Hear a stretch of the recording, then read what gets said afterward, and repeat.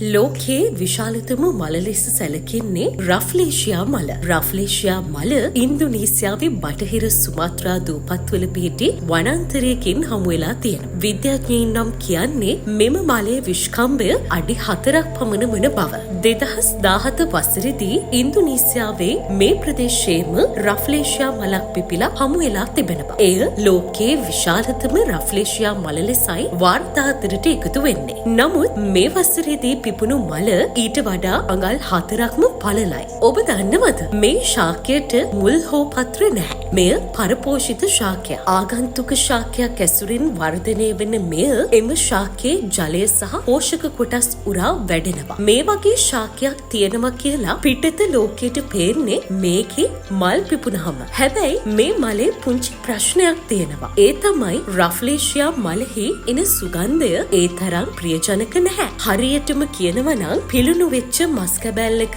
දුර්ගන්ධය තමයි රෆ්ලේෂියා මලෙන් වහනය වෙන්නේ. අන්න ඒ නිසා මිනිස්සු රෆ්ලේෂියා මල මිනි මල කියලා හඳුන්වනවා. සමහරෙක් රාස්ස මල කියලා මේ මල නම් කරනවා. මේ දුගන්ධය මිනිස්සුන්ට අප්‍රියජනක වුණත් හැබැයි කෘමීන්ට නම් ඒක පාරාදීසයක් වගේ. රෆ්ලේෂියා මල කෙතරම් විශාල වුණත් මේකේ ආයු කාලය ඉතාම කෙටි. මල පිපිලා සතියකට විතර පස්සේ පරවෙලා යනවා. හැබැයි ඊට කලින් මලෙහි විවරය පුළුල් වෙනවා. ඔබ මේ දකින්නේ රෆ්ලේෂියා මල.